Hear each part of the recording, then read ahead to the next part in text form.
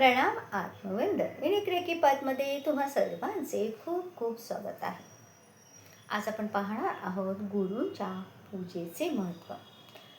परम सद्भागी आहेत जे असे मनुष्य ज्यांच्या जीवनात कोणी ब्रह्मज्ञानी सद्गुरू नाही.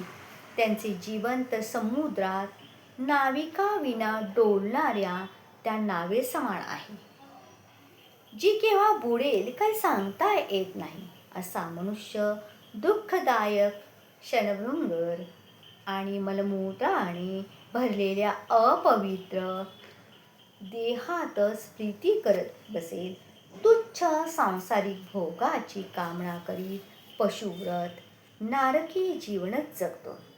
ज्याच्याकडे गुरुकृपारूपी धन आहे तो सम्राटाचा सम्राट आहे.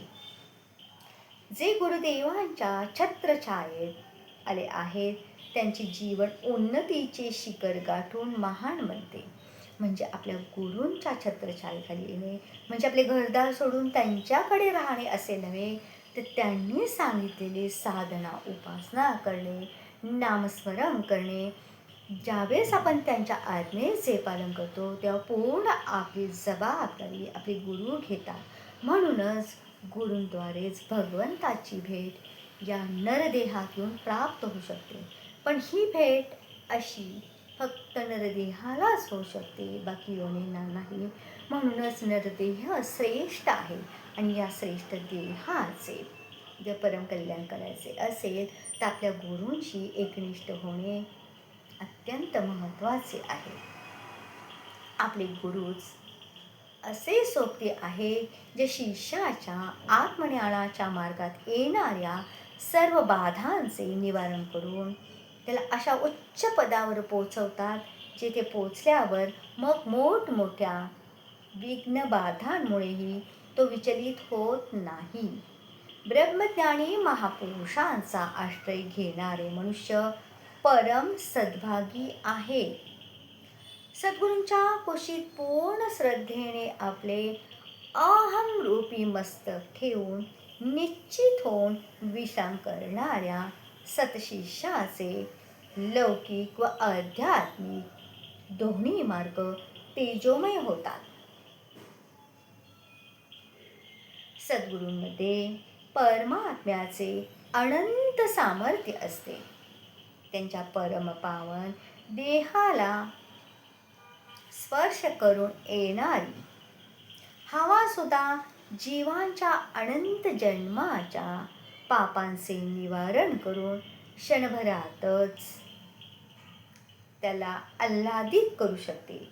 मग त्यांच्या श्रीचरणी श्रद्धा भक्ती ठेवणाऱ्या सत शिष्याच्या कल्याणात कोणती कमी पडू शकते. हे दान आपल्या जीवनामध्ये मानवी जन्मामध्ये हे दान फक्त गुरुकृपेनेच मिळते. श्रीमद भागवतमध्ये सांगण्यात आले आहे 5:12 मध्ये की हे श्री जडभरत म्हणतात, रहुगण महापुरुषांच्या चरणधुळीत स्नान केल्याविना महापुरुषांच्या हृदयाला स्पर्श करून येणारी अमृतवचने आत्मसात केल्याविना केवळ तप यज्ञादी वैदिक धर्म वैदिक कर्म अन्नादीचे दान अतिथी सेवा दीनदुःखींची सेवा इत्यादी गृहस्थची धर्मानुष्ठान वेद अध्ययन अथवा जल अग्नी वा सूर्याची उपासना इत्यादी कोणत्याही साधनाने हे परमात्मज्ञान प्राप्त होऊ शकत नाही.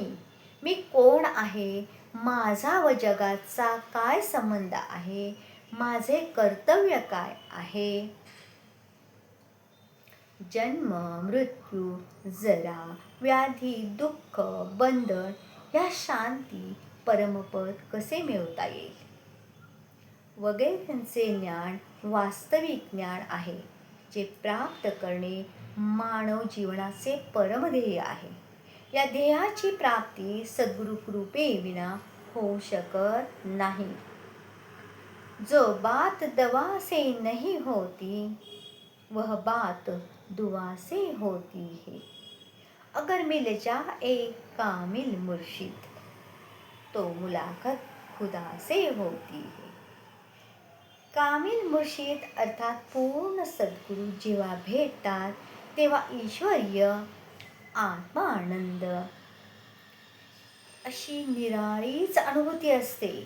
सद्गुरू दीक्षेद्वारे शिष्याच्या मनाच्या प्राकृत अवस्थेत एक अशी असामान्य आध्यात्मिक शक्ती प्रदान करतात की शिष्यांच्या मनाचा अंधकार नष्ट होऊन त्यांच्यात आत्मज्ञानाच्या प्रकाशाचा उदय होतो.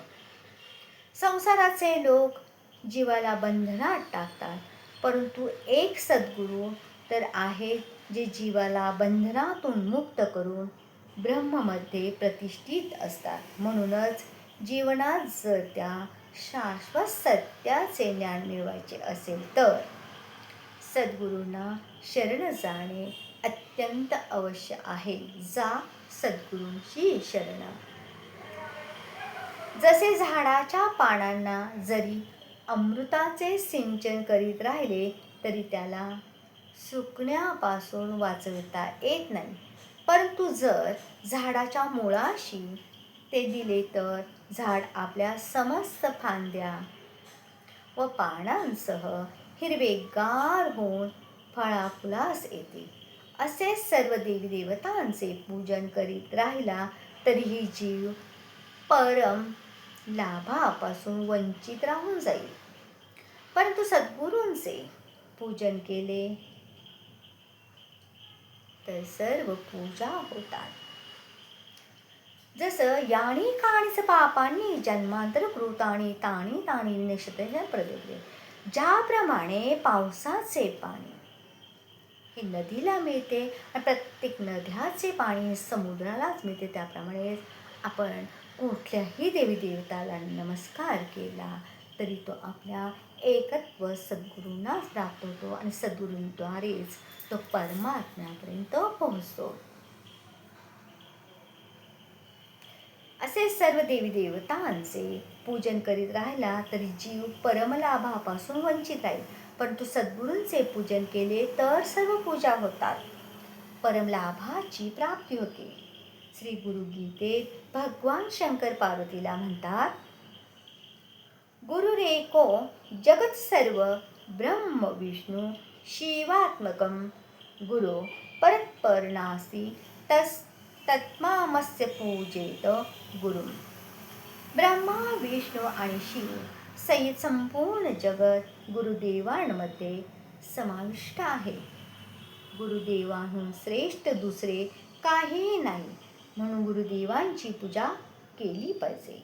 ज्या ज्ञानाच्या प्राप्तीनंतर मोह अज्ञान उत्पन्न होत नाही, दुःखाचा प्रभाव पडत नाही आणि परब्रह्म परमात्म्याची प्राप्ती होते, असे ज्ञान गुरुकृपेनेच मिळते. ते प्राप्त करण्याची तळमळ जागृत केली पाहिजे.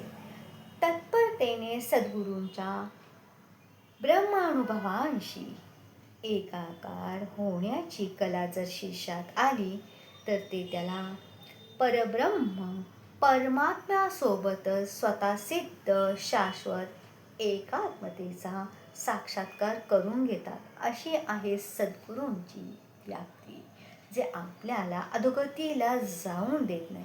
एकदा का गुरूंचा आपण हात धरला तर आपले सद्गुरू ज्या जीवनाचा भवसागर तरण्यासाठी आपल्याबरोबर सतत असतात. म्हणूनच सद्गुरूंचा हात आपण धरणे योग्य नाही, कारण आपण लोभ मोह माया याच्यामागे जाणारे माणूस आहोत.